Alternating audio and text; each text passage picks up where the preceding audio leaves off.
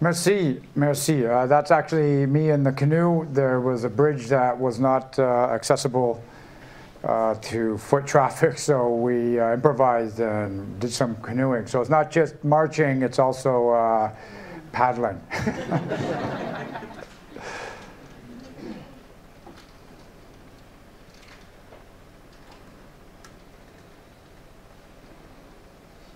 And we will begin the presentation.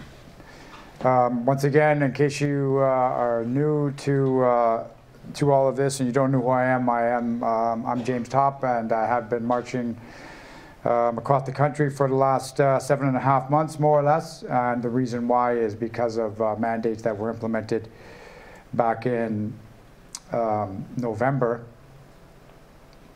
for members of the federal government. Just a bit of quick background. For me, I was in the Canadian Army. I still am in the Canadian Army, by the way. Reserve as of now. But for 28 years, I was a regular force, full-time member of the Canadian Armed Forces, transferred to the Reserve Army in 2019. That allowed me to pursue an alternative or a new career in the public service. And I had a very good position, and I was employed in 2 different federal government departments for a while. With the implementation of federal government mandates for employees requiring a vaccination in order to draw a paycheck, I was affected in both ways, in 2 different ways. With the public service, I was placed on leave without pay for my failure to disclose my vaccination status and or get vaccinated, both, by the way.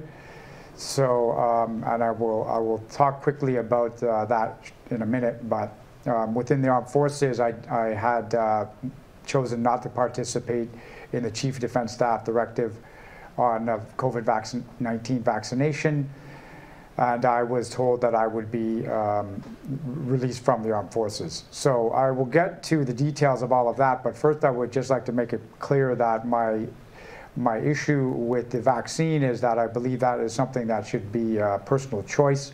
I personally had several concerns about the product itself, but I was quite concerned with what I saw as an abuse of authority and a rush to implement this policy in too short period of time. And that is the main reason why I objected to it and pushed back on it.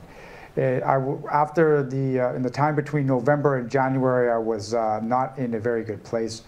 The trauma of having to go through being placed on leave without pay, administrative action for armed forces members who were pushing back on this, it was quite a strain. And in January, what we saw happen was protests in Ottawa initiated by truckers who had also been subject to a policy whereby they needed a vaccine to cross back and forth across the border. So what I think happened and what we all saw and what we all were witness to was a birth of something. And in many ways, it brought us together. I think that we had been feeling alone and isolated and subject to a lot of fear and alarm over the previous 2 years. And when we saw that, we reacted and we started to come together, regardless of where you were in the country. People started to go to Ottawa and make their voice heard and protest. Where I was in Vancouver, well, I don't live in Vancouver, but near Vancouver, I live in Hope, BC. That's what got me and reinvigorated me and breathed some new life into me. And that was when I felt that it was time for me to start a protest of my own. And that's what I did on February the 20th. Left from Vancouver, and we have been at it ever since, more or less, with a short break in between phases. So 6,100 kilometers, more or less, on foot across the country from Vancouver to Ottawa. And we started the second phase on the 18th of July. We moved back from east to west this time. And this march is coming to a close on June the 30th in Toronto. At this last stage, due to a number of personal reasons and other reasons, I have decided to conclude the march on September the 30th in Toronto.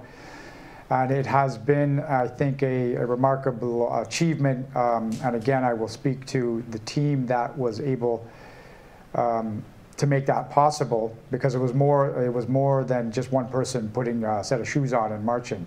There was a team behind it, and it was also the participation of Canadians who felt strongly about this and supported us. But more on that in a second. June 22nd, just to back up a little bit, when we started this march, a lot of it was kind of done on instinct.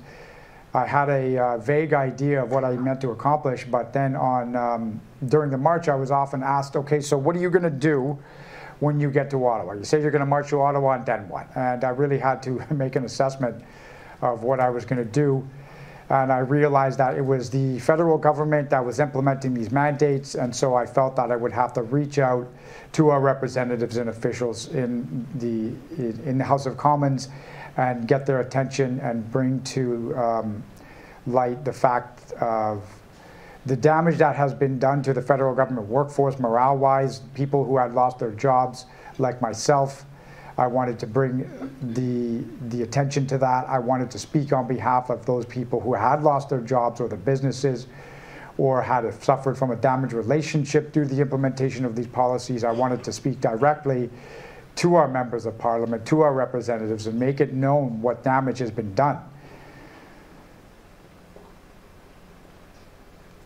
I remember a time in and around the December time period where I was undergoing suffering quite a bit, I would say. And I thought to myself, there's no way that the people who implemented these policies know what damage they've done. And I think that's kind of why I went about writing a letter later on. What I decided to do was write a letter and inform them of exactly what's happening. And then I also wanted to inform them about all of the people who had to accept this product because they were told that they would lose their jobs if they didn't. So in writing this letter, sending it, and then having meet and greets like this, reaching out to the public directly and being able to say to them, if you think that what I'm doing is important and you want to support, then also write to your member of parliament and ask them for them to come and meet with me. And on June the 22nd, some of them did that. And I applaud them for their bravery in doing so. I think we are all aware of the slanted media landscape that we're in right now and what they were subject to in coming to meet with me. So I applaud them for their bravery, and that's what happened on the June the 22nd. It wasn't just me writing a letter, it was everybody else who supported that effort with their own calls, emails, and physical letters that they mailed out. And I think what that demonstrated is that some folks have lost faith in the system, and although it needs a little bit of elbow grease to get moving again, it does work, but it just takes all of us to participate in it. On the 23rd and 24th, because of everybody's participation through volunteering, crowdfunding, and other things, we were able to secure a venue where people could go and listen to medical experts tell their side of the story and how they had been censored and prevented from speaking out about various things that had come to light after the mandates had been introduced. So they had an opportunity to speak directly to the public, and the public had an opportunity to speak to them. On the 24th, we were also able to have a public town hall in the same place in Ottawa where people were able to go online, speak to a crowd, and talk about their experiences and how it had negatively impacted them.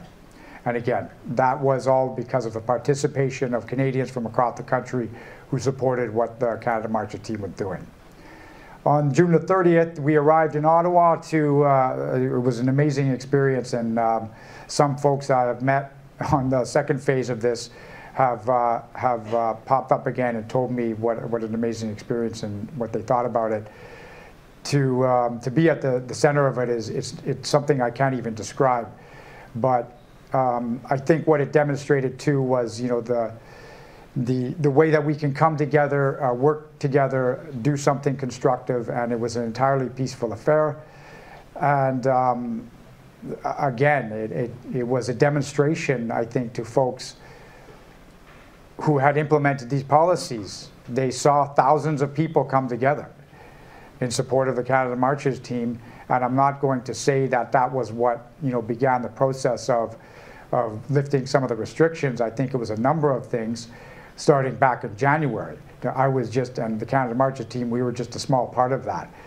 People demonstrating, people writing, people calling the government, lawsuits, another legal action. This is what I think got us back to, got some of our restrictions lifted and made our officials aware of how we felt. So what I saw, however, between June the 30th and July the 18th was members of the Canadian Armed Forces are still impacted by these policies. There is a requirement for them to have the 2 shots, and then furthermore, in order for them to participate in certain training or go on operation, they also require 3 and 4. So while federal government workers have been invited back to work in most cases, Armed Forces members who were released on what's called an item code 5F, they were not similarly invited back to work, nor was there any talk of overturning this release item, and I will speak to that in a moment. So based on things like that, based on the fact that what I was hearing was that the restrictions were suspended, quote unquote, that concerned me because that indicated that they were ready to re-implement them. And I think it was time that we continued to do this so that people could push back on those policies. And that's where we decided to go to St. John's, Newfoundland. And I will talk to St. John's, Newfoundland momentarily because it is a place that is near and dear to my heart. It was the first time I had been an opportunity to go there and explore it at length. But before I speak to that, one of the things that we also did was connect various groups with each other, form partnerships. We were moving in a slow motion fashion across the country, and in that time we came into contact with individuals and organizers and groups of people, and it was high time, I think, for them to start becoming connected with each other, and that's kind of one of the things we tried to work towards. So on July the 18th, is there any Newfoundlanders here? It's hard for me to see beyond the lights, but I know there's at least one. And I was actually made an honorary Newfoundlander on July the 18th. When we left Signal Hill, St. John's in Newfoundland, I had to participate in a rather esoteric ceremony in which I had to kiss a fish on the lips, drink some rum called Screech, play some spoons, and handle a device otherwise known as an ugly stick. So that was, and then wear a funny hat. So that was what it was all about. It was the beginning of the second phase of the journey, an amazing experience. Despite the circumstances that began this journey, it has been a remarkable experience in many ways. I'm quite fortunate to have been able to participate in this and meet all of the folks from across the country. It has been, while there has been significant psychological, physical stress and trauma, it has been a remarkable journey. And that's what started on July the 18th. During that second phase, what I saw was a kind of withdrawal in that we had folks going on vacation, members of parliament were on recess, and there was, I think, in a number of people's minds, why are we still doing this? And one of the reasons why we are doing this is because, like I said, the restrictions were merely suspended. We needed to keep, I think, folks informed of that and making sure that they were doing what they could do to prevent those things from being re-implemented and to prevent being further divided.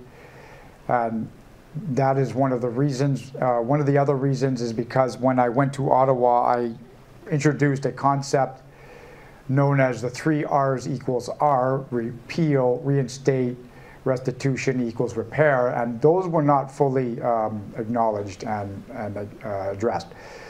So we still work towards that, and I will talk about that a little bit more later on, but that is one of the reasons why we continue to do this. And as we have marched across this country, we have met people now, the Canadians in the thousands, from east to west and all points in between. And what they have told us is, thank you for doing this. This means something to me. It is inspiring me. It has brought me hope again, and I am proud of you. And this is one of the reasons why we have decided at that time to keep doing this. We thought it was necessary to keep that hope alive.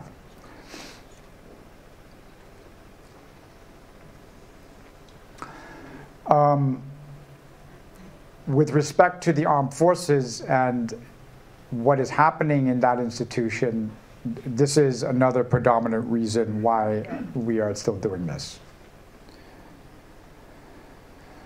You see in this depiction a pilot next to an aircraft.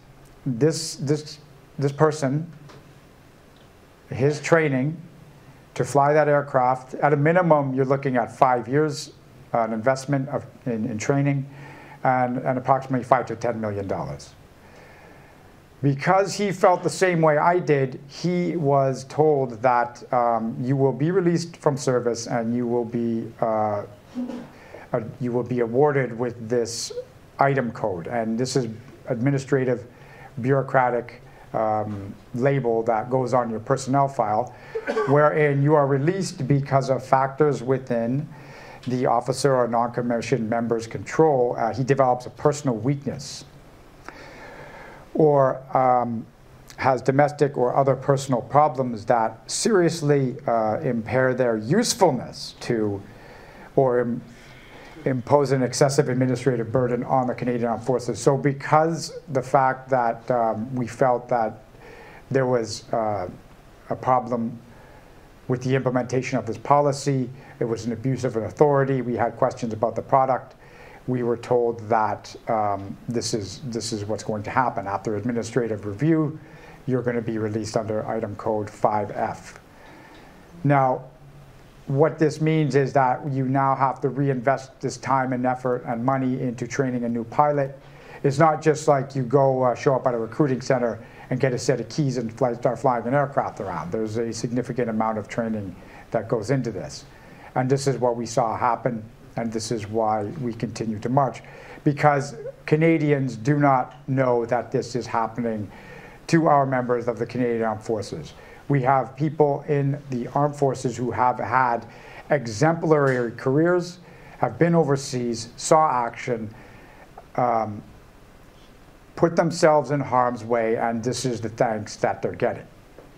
So it's important that everybody understand that and put this on your radar. This is harm being caused to the individual and their families.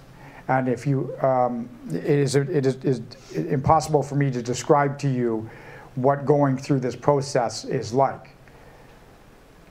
Being called up in front of your commanding officer, having to sit down, having to sign a piece of paper, a recorded warning, and a counseling and probation sheet that is leading to your release, your file being sent to release section. This is an ordeal. This is an ordeal, and this is what is happening.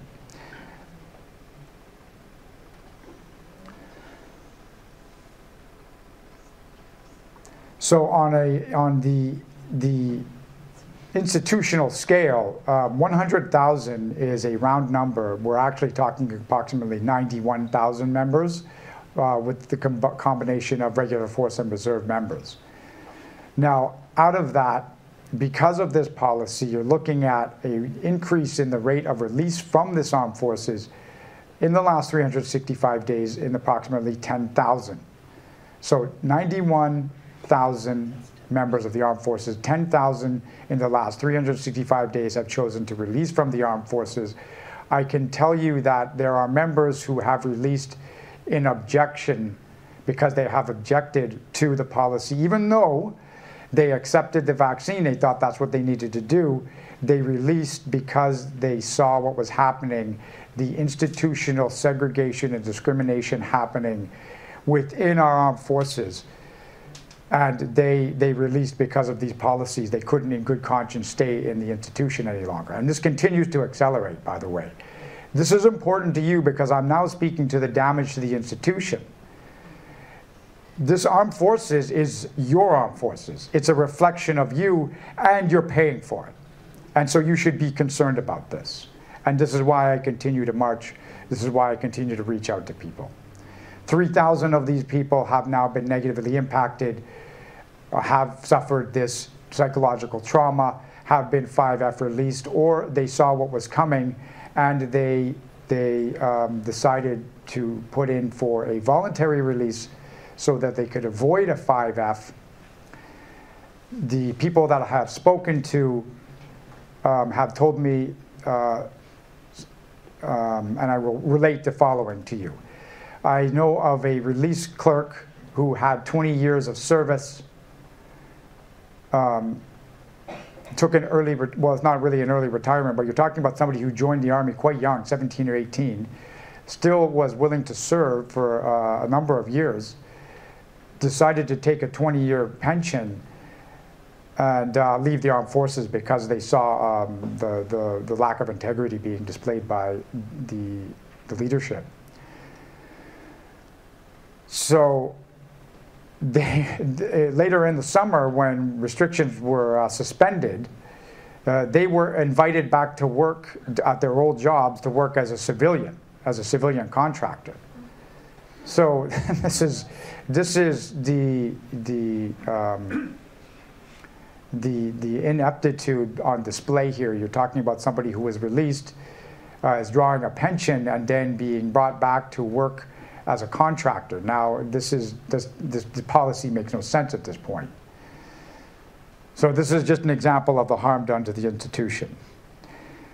We have done access to information requests to the Department of National Defense. I don't want to stand here in front of you and deliver a bunch of information that I can't verify.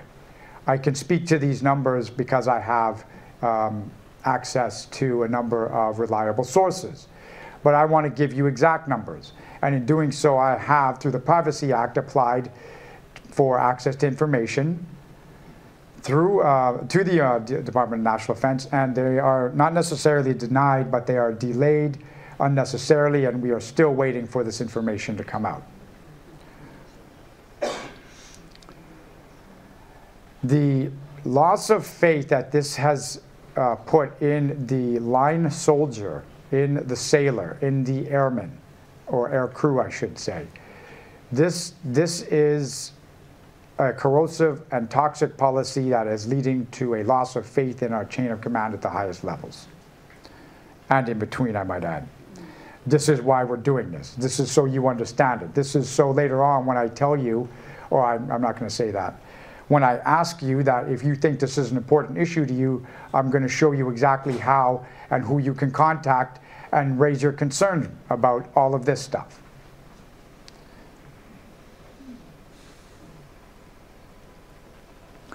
Why? So this is one of the things that we brought into our meeting with members of Parliament. Repeal, reinstate, repair, restitution equals repair. Repeal mandates. That's not me saying it. That is a number of scientists and medical experts that I have spoken to during this journey who have spoken to me and given me reliable information and led me to believe, after my own investigation into it and making my own judgment, that these mandates are harmful. We ask that they be repealed, that workers be reinstated, and not just within the armed forces, across multiple public service sectors. And I'm speaking to the nursing field at this point. I can tell you right here and now, there in BC is a shortage of nurses. But there's not a shortage of nurses. There's just the fact that you still require this vaccination in order, they still require this proof so that they can go back to work. This is a problem. We have overcrowded emergency rooms and emergency rooms being closed down for lack of staff. Reinstate workers. Restitution, some back pay. For those that were put on leave without pay, they should be getting back pay. Furthermore, at some point, at some time, somebody should be taking some responsibility for this. The divide that we are seeing in this country is something I've never seen before. All of these things put together is going to lead to a repair of that divide. The Canadian public, members of Parliament, members of the House of Commons, they need to be seen to be working together to repair the tear in our social fabric.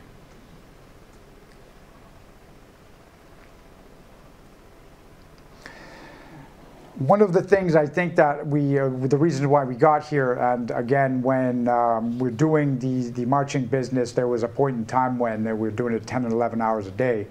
For me, I make phone calls occasionally, but I'm not listening to podcasts or entertaining myself with music. I have to stay alert. I have to keep my eyes open. We're walking sometimes on two-lane highway where there's trucks and cars racing towards you at a high rate of speed, and you have to maintain your alert and awareness at all times. So you get to thinking about things, and you make observations. As we met people along the way in a variety of different circumstances, this is what I had come to observe. This is what I think we all experienced since the beginning of the situation that arose back in March of 2020. There was a fear, though now I still see it in some ways.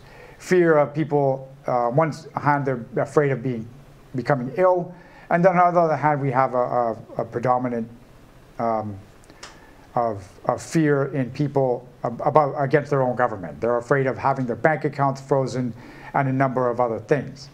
This is what we saw happen in January with the violent dispersal of the protests there. So we have this atmosphere that has been broadcast in many ways directly into our minds, and it's something that is pervasive and persists and hampers our ability to think clearly.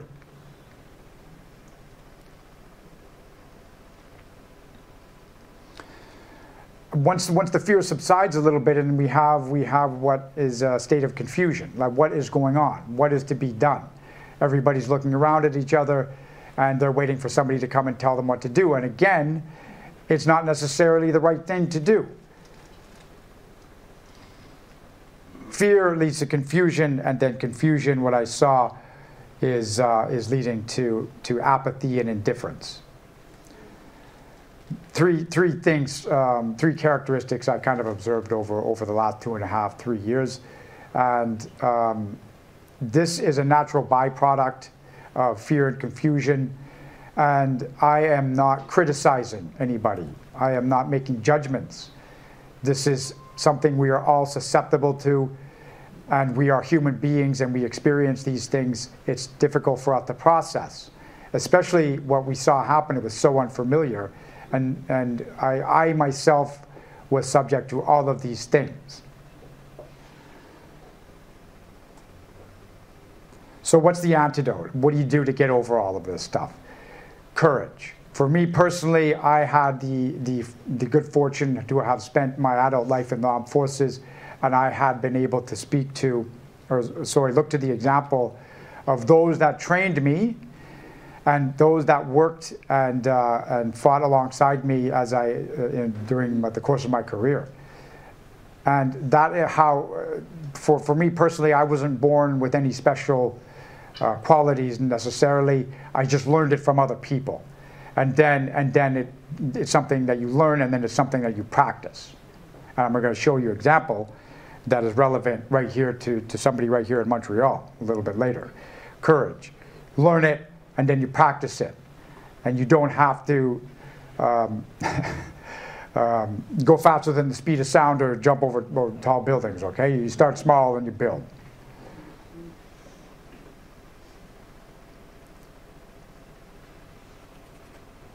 To overcome confusion, you have to educate yourself. We have a universe of information at our disposal. What you need, or let me retract that statement.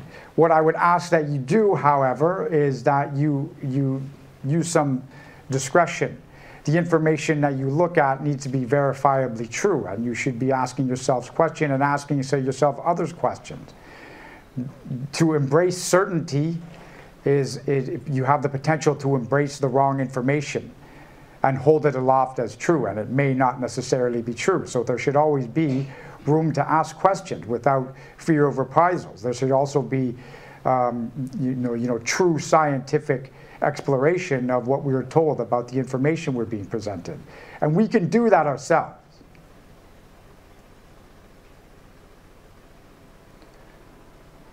And then once you have those things, then you can do something. And I'll talk about some of the things that you can do. But when you do something, you decide to take some sort of action that is peaceful, that is productive, that brings people together, then you overcome the apathy and indifference, and you inspire others. Because it wasn't just me seeing the protests in Ottawa. Leading up to that, I looked to a number of people. I listened to what they had to say. Doctors, scientists, nurses who had been fired, like Kristen Nagel, RCMP officers who were speaking out, like Danny Bulford. These are the examples that I saw, that I learned from. And then I saw veterans also going to Ottawa and standing shoulder to shoulder with the people there. And that's what I learned from. That's what I practiced. Then I felt that I had the ability to do something, and then a number of people joined me in this march. Now, I'm just going to quickly speak to another observation that I had made during this march. Over the last 7.5 months, like I said, you have time to think about things when you have nothing else to do but put one foot in front of the other for 10 hours a day. The system, as I think it exists now, the geometry of our age is this triangle. And on the very top, we have this authority. It has a dense weight and mass, and it pushes down on a series of systems. So at a national level, we have provincial level, in that you can see how these things expand as it gets pushed down and across. But these systems and this authority is sometimes necessary. These systems are sometimes necessary. And they work in both directions. But it should be recognized when they are not functioning properly. And the way that it is done is the people at the bottom now, recognizing that some of the systems are not functioning correctly, they come together in ways that we've seen since January, and we start some grassroots movement, and then it becomes something called bottom-up change. Now, the representation that you're seeing at the top, as far as I'm concerned, that plank, if you can call it the Canadian society, that's what needs to have balance, and is balancing at the top of this triangle. And what I think is happening, and what has happened, is that there's been information has been embraced as true, and it may not be. There has been this certainty that the information that we are being given is true and shall not and cannot be questioned. And that is putting us off balance. That is taking away, at the most highest levels, their ability to experience and use compassion for each other. I don't know how many times I heard this during the process. Yeah, it's a mess, but I still need you to sign this document. It's the policy. It's not my fault. I have to follow the rules. This is what I kept hearing over and over again. And this is what I think we have, this balance that, our society has been put off balance because the information has been put into our minds, and we are told that it must be embraced as utterly true. It cannot be questioned. And it's affected our ability to at the highest levels, to display and experience compassion. So there's that.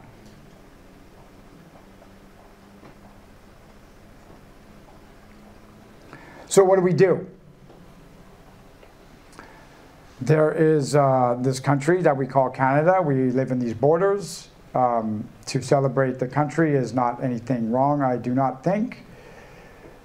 And we have a number of things that available to us that we should know how to use, and we should know that they exist. We have the Charter of Rights and Freedoms. We have the Canadian Human Rights Act. We have the Constitution.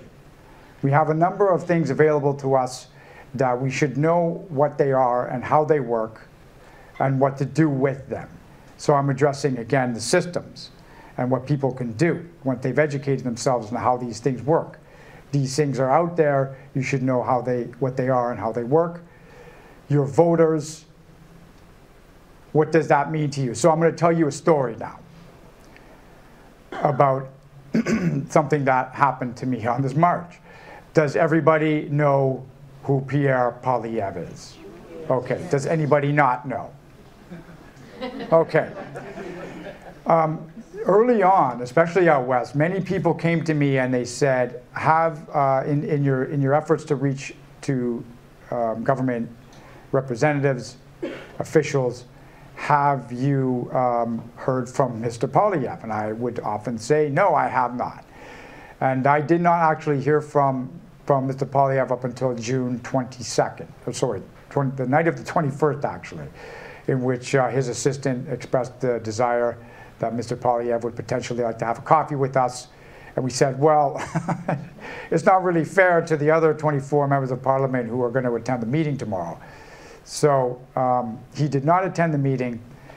And what we were seeing in our email inbox, in that people interested in his campaign were writing him letters, and we would receive a CC copy, a carbon copy of the mail, and they would say to him in these letters that I will not vote for you if you do not meet or speak with James Topp. This is true. And the other day I met another woman who verified this back near Sherbrooke in Kingsley Falls, and she said the same thing to Mr. Poilievre when she went to meet with him in Magog. And I think you must realize that a lot of, you have power as a voter. You need to know what you're to do as an informed citizen. You have the power to vote.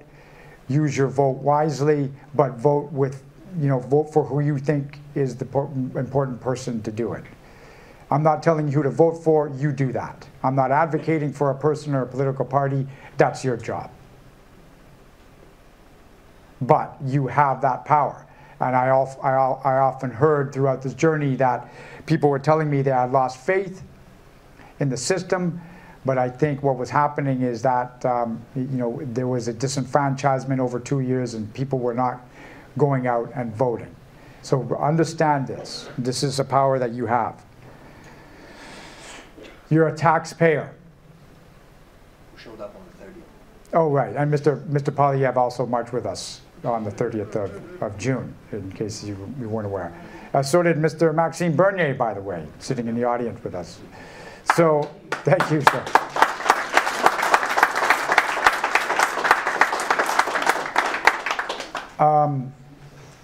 So there's that. If you should choose to, and you decide to reach out to your representatives, you can inform them that you are a taxpayer and you think that you should have the right to make a comment on how your organization, such as the CAF, is being run and what's happening to it. You can inform your officials and your representatives that you are, in fact, paying their salaries, and you have every right to ask these questions and raise these concerns. And furthermore, you are a consumer. Why is this important?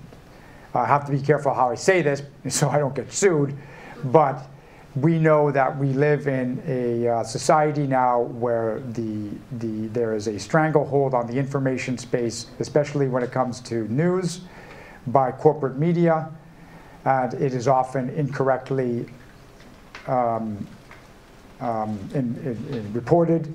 I can speak to that firsthand, and I will shortly, but we saw what was happening in January and February, a peaceful gathering, a protest, and that was presented as something nefarious, and that was done by a corporate media structure that receives streams and streams of your money and supplements their profit.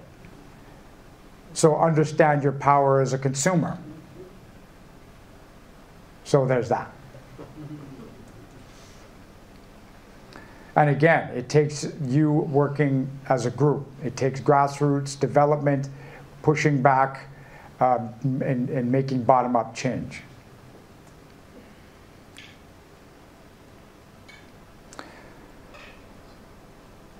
Now, you might think that writing a letter is no big deal. And you may have even written one and sent an email and not received a response, or you received a auto response. And that was it. And then, so some people, that's as far as they go. However, the power of a group writing a series of letters makes a big difference. How do I know that?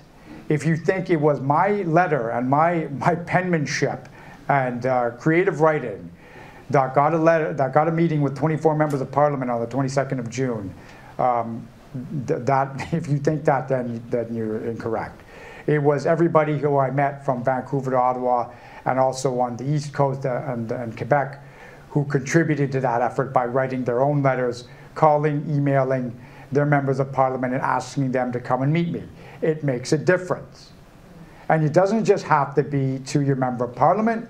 You can also write a letter and inform some of these corporate media giants that you're unhappy with the product that they are delivering and that it is not true and it is inaccurate. And you're going to refuse to use that product or read any more of it, and that's going to take away from their advertising dollars. Has everybody heard of a customer satisfaction survey? Fill them out. That's what I'm telling you. One lady told me, and this was just last night, that at a corporate news station, if one person calls in and makes a complaint, that is considered to be representative of 1,000 people. So understand that. Writing a letter, calling, emailing, it makes a difference. We saw the effectiveness of marches and standing demonstrations since the beginning of January, and before that, I would add. And what we're going to do now is talk about the importance of performing skits and street theater.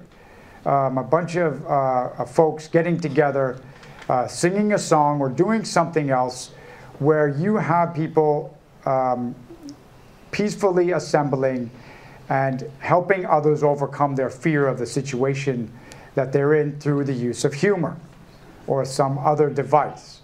And now, that's what I'm going to do.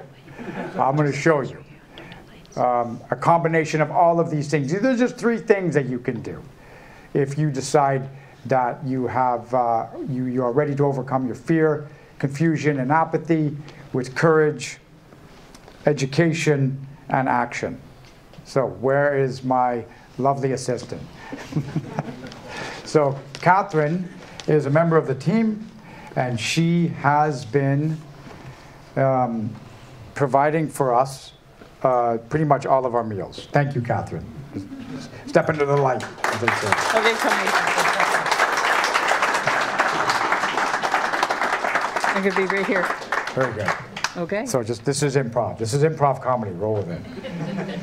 So Catherine is a representative of a number of Canadian citizens.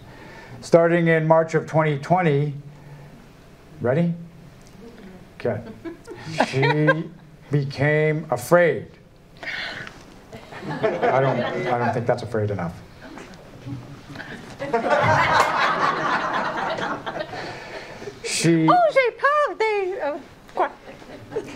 So she was tearing at her hair in fear. And then she didn't know what to do, and then gradually the fear subsided, and then she was confused. Scratch your head. Oh. Tell him I'm confused. What do I do? So she was confused. So she was afraid and confused now. And now she didn't know what to do. And so she did nothing. That's not enough. Curl up into a ball. Very good. So fear, confusion, and apathy. And then what happened was that she remembered a story about somebody that was close to her.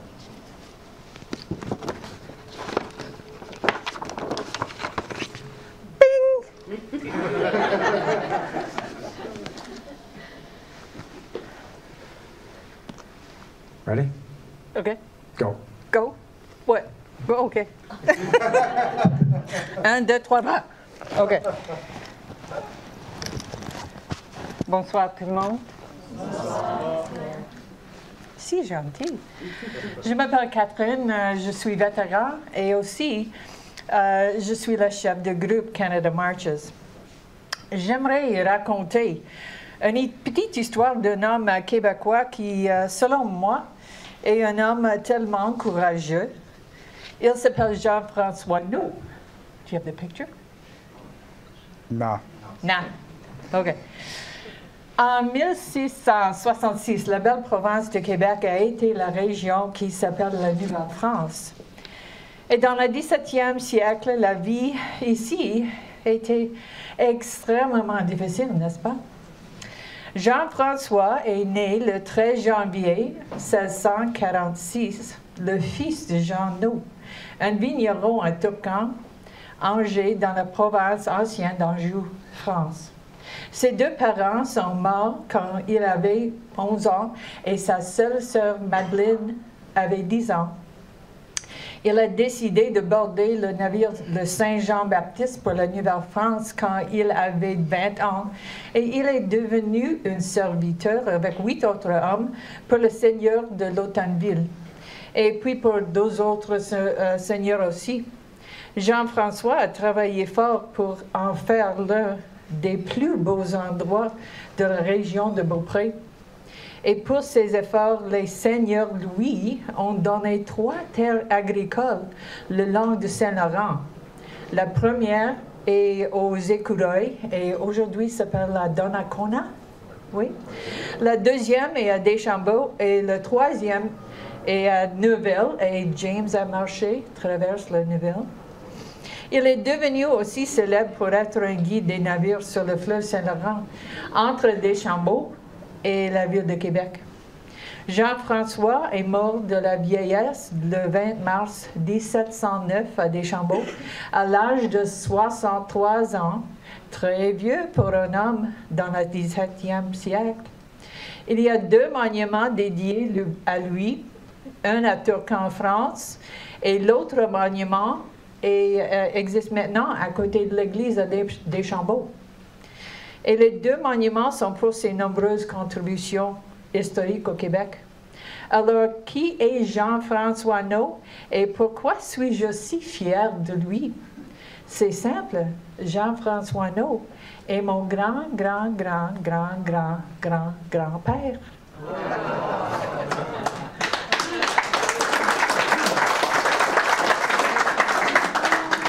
Et moi, j'existe maintenant d'être vétéran et aussi le chef pour James Topp, directement à cause du courage de Jean-François.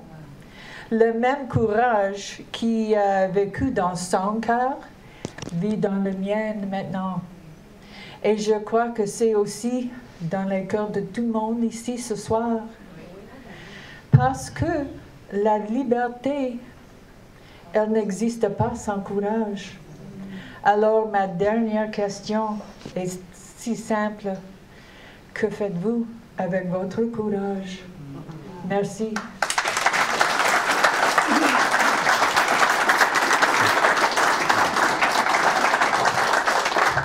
So she remembered and she practiced courage, and then what she decided to do was write a giant novelty letter.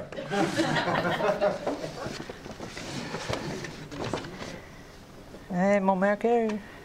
So there she goes, writing a letter. And show it to everybody. Now this letter, you must understand, is giant because it represents 10,000 letters. Now she's going to finish the letter, put it in the envelope, remember, it's 10,000 letters. There you go. And then, because she had developed super strength, she was able to march with all of these letters, and with the help of a number of friends, I might add, and take that and drop that off to her representatives in the House of Commons. So, there we go. Thank you, Pastor. Moi, merci So just to bring it all together, there was a writer writing a letter, a little bit of street theater, a little bit of marching, a little bit of demonstrating, courage, and the examples of which you can refer to when you decide it's your time. And the example that we use is with Catherine's grandfather. I had another one.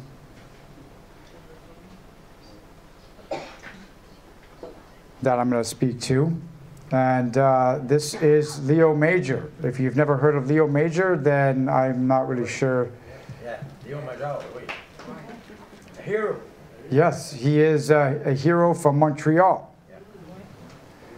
Let me just read to you some of his accomplishments. Enlisted when he was 19 with La Régiment de la Chaudière. Did I say that right? Yes. And he was in Normandy on the 6th of June with other Canadians, captured a German armored vehicle single-handedly. He was wounded in battle.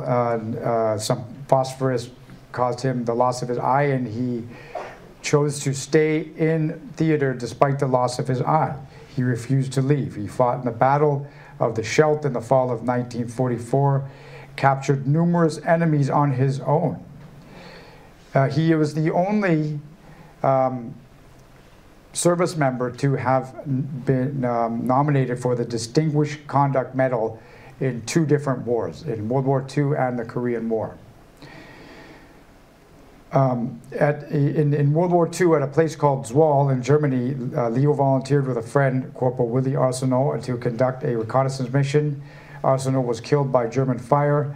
Leo launched an attack on his own against Nazis in a village, and it was so ferocious that this is true, the enemy withdrew its forces based on the actions of one man. And Zwolle was liberated, and he actually went back there later in his life, and he was received a parade for being the hero. So this is an example of courage that you can refer to. This is something, these are examples that I look to. My legacy is the Canadian Armed Forces. This is a Canadian from Montreal. We like to use these regional examples, and this is something that you can draw upon when it comes, you know, when you're suffering and you're been overcome with fear and confusion and apathy. This is an example that you can use to move yourself forward.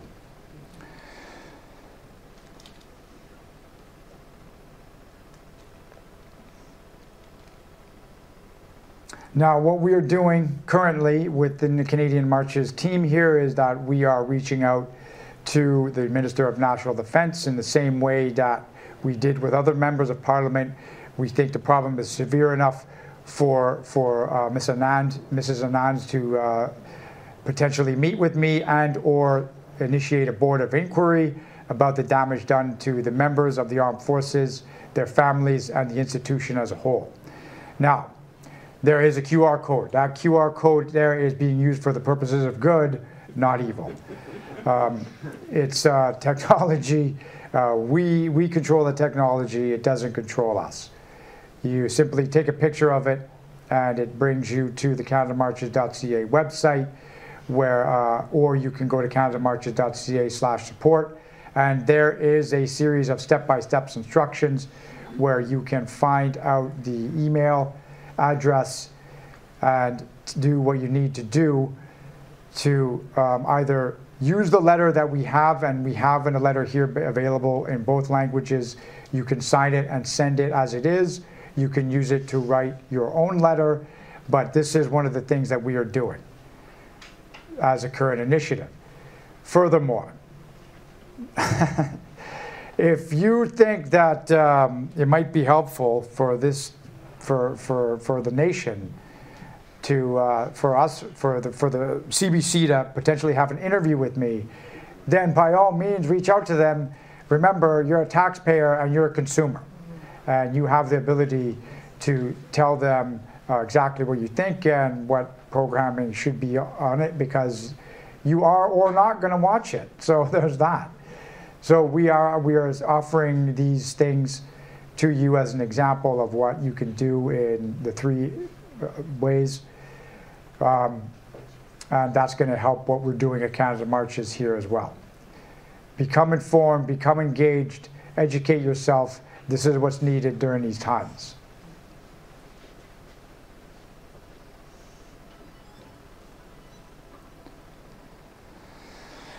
So now, this is going to be a little bit tricky because of the layout of the room here, but this is the time when I bring up all of the team members of the Canada Marches team here and introduce them to you, because it's important that you understand that this is not the work of just one person.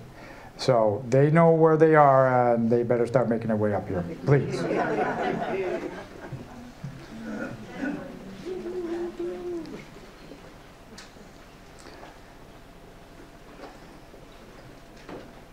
And we have a special guest with us today.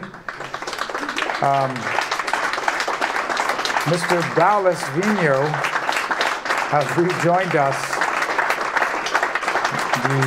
the original Ewok.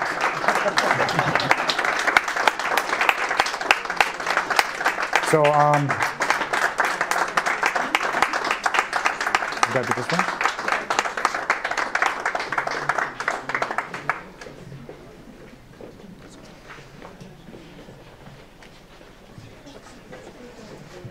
Can I turn the lights on shortly, just for a couple minutes? Okay. Ta-da! So there they are. This is all the folks. They are the ones that are really responsible for this being successful. This is, like I said, I do the easy part, really. This is the work, a combined effort that has been going on since February the 20th. I would not be here without the folks in front of you. They are as close to me as anybody in my own family, and I rely on them in ways that they probably don't even understand. But before I get all emotional here, I would just allow them to introduce themselves, starting off on the right. Jake. Carla. Jamie. Dallas. Ben. Tom. Jordan. Catherine. Dave. Scott. Dana. Shelley. Christian. Yeah. Thank you, guys. And just so everybody understands, Christian and I didn't know each other before February the 20th, and we've been working together for 7.5 months. So this is really, all of the team here have been at this for months and months. None of them is being paid. They're volunteering, taking time out of their lives to make this journey successful and make it what it is. And we, again, are going to end this on a positive in Toronto on the 30th of September. But we're also going to have a private gathering October the 5th. And that will be the end of the march for Canada Marches. But it's not over quite after that. We'll talk to that in the future. But this is the team here in front of you, has done all of the things, such as march with me, watch my back. Just today, Ben probably saved my life as I was distracted and wandered into the middle of the road. And they provide security for me, cook meals, do maintenance on the safety vehicle and our RV. The mundanities of the things that they have to do are beyond measure, but if it weren't for them doing these things, this wouldn't be successful. They're also helping me reach out to members of Parliament, maintain contact, make contact with people like André, and again, make contact with folks who are opening their homes to us so we have a place to sleep at night. This is all the things, and cook meals, thank you, Catherine, that are keeping this going forward. So thank you, guys. Yeah. We'll just leave the lights on so you can. So we are going to take a bit of time after to answer some questions and take some pictures. And if you you wish to meet with them and ask them questions, feel free to do so.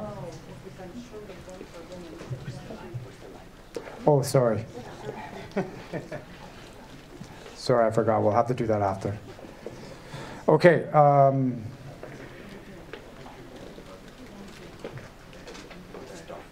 Yeah.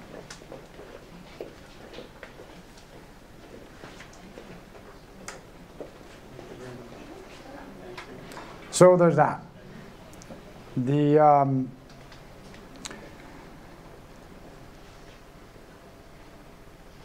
We're almost at the end. I don't want to drag this out for too much longer, but I will answer some frequently asked questions. Yes, those are all the shoes I use between Vancouver and Ottawa, up and around 14 pairs now, and I do have a stable of shoes that I rotate through, and it reduces the wear and tear on the shoes themselves.